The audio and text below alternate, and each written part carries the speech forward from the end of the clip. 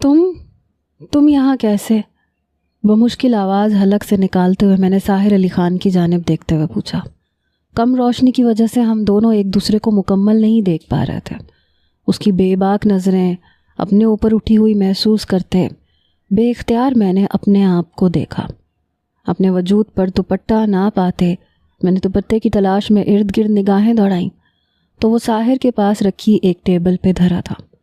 اپنا دوپٹہ لینے کے لیے مجھے ساحر علی خان کے پاس جانا پڑا، اور اس کے قریب جانے کا مطلب تھا آ بیل مجھے مار۔ کیا ہوا؟ مجھے یہاں دیکھ کے خوشی نہیں ہوئی منہا جانی؟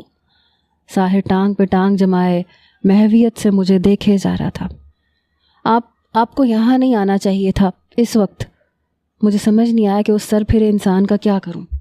میں اس سے چھپ کے گھر میں بلکہ کمرے میں گھس کے بیٹھی تھی، کہیں نہیں جا رہی تھی، اور وہ سیدھا گھر میں گھس آیا تھا۔ کون ہے وہ جو ساحر علی خان کو کہیں بھی آنے جانے سے روک سکے؟ مجھے کوئی بھی میرے کسی عمل پہ روک نہیں سکتا۔ ایک جیت کی سی سرشاری میں بولتا ہوا وہ مجھے سر سے پیر تک دیکھنے لگا۔ نہ جانے اس کے ارادے کیا تھے جو اس وقت وہ میرے گھر پہ آن وارد ہوا تھا۔ پلیز مجھے میرا دوپٹہ دیں۔ اس کی بے باک نظروں سے کنفیوز ہوتے ہوئے میں نے اپنا دوپٹہ اس سے مانگ ہی لیا۔ ساحر علی خان نے ایک نظر دوپٹے کی جانب دیکھا اور پھر مجھے دیکھا۔ آ کے لے لو، اس نے چہرے پہ مسکراہٹ سجائے ہوئے مجھ سے کہا۔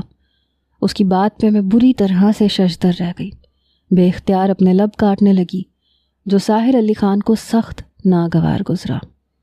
منہا، یہ کام میرا ہے، میں تم سے زیادہ اچھے سے کر سکتا ہوں، تو خود کو یہ تکلیف نہ دو تو بہتر ہے۔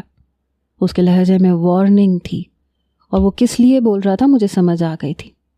فوراً اپنے ہونٹ کا کنارہ میں نے چھوڑا، وہ جو ایک ہفتہ پہلے والے نکاح والے دن زخمی کر گیا تھا، اور اب میں نے خود کاٹ کاٹ کے ایک طرف سے انتہائی سرخ کر لیا تھا، اور سامنے بیٹھے سر پھرے شخص کے جذبات کو بری طرح ہوا دینے لگی تھی۔ نہ چاہتے ہوئے بھی مجھے قدم اس کی جانب بڑھانے پڑے۔ ہاتھ بڑھا کے میں نے اپنا دوپٹہ اٹھانا چاہا، اسی لمحے اس نے دوپٹے کے دوسرے سرے کو کھینچا اور میں لہراتی ہوئی اس کی گود میں جا گری۔ اس نے قیمتی متاع کی طرح مجھے اپنی باہوں میں تھام لیا۔ اس کے قریب ہونے پہ میرا دل بری طرح دھڑکے جا رہا تھا۔ میری آنکھوں میں آنکھیں ڈالے وہ مجھے بے خودی سے دیکھے جا رہا تھا۔ میرا دل اس کے ڈر اور خوف سے لرزنے لگا، جبکہ میری اتنی سی قربت پر ساحر علی خان کا دل محبت کے جذبات سے سرشار ہوا۔ اس نے اپنی آنکھیں موندتے میری گردن میں چہرہ چھپایا، جیسے وہ اس کی فیورٹ جگہ تھی جہاں وہ اپنے دہکتے لب رکھتے پرسکون ہو جائے گا۔ اس کے لبوں کا لمس گردن پہ محسوس کرتے میں جی جان سے لرزی۔ اسے دور ہٹانا چاہا، لیکن وہ اپنی گرفت مضبوط کر چکا تھا۔ میرے لبوں سے ایک چیخ برآمد ہوئی، ساحر! اس کے دہکتے لمس پہ میری آنکھوں سے آنسو گرنے لگے تو اس نے سختی سے میری دونوں کلائیوں کو جکڑ لیا۔ کوئی بھی میرے کام میں خلل ڈالے مجھے بالکل پسند نہیں ہے منہا، اتنا تو تم مجھے جانتی ہی ہو۔ پہلے سرد اور پھر محبت بھرے لہجے میں کہتا وہ پھر سے اپنے لبوں کی نرم گرفت سے میری گردن کو خراج پیش کرنے لگا۔ اس کے نرم گرم لمس پہ میری سانسوں میں ارتعاش برپا ہو رہا تھا۔ وہ خود بھی مدہوش سا ہوتا جا رہا تھا اور مجھے بھی اپنے لمس سے بے بس کر رہا تھا۔ میں خود کو بچانا چاہتی تھی کیونکہ میں اس کی ضد تھی، محبت نہیں۔ وہ مجھ سے کہہ چکا تھا کہ وہ مجھ سے صرف ضد کا رشتہ نبھائے گا۔ اتنا تو میں بھی اسے جانتی تھی کہ اگر اس سے خود کو بچانا تھا تو غصے سے نہیں، پیار سے ہی بچا سکتی تھی۔ ساحر علی خان کے سامنے میں جتنا زیادہ غصہ کرتی وہ اتنا زیادہ طیش میں آتا تھا۔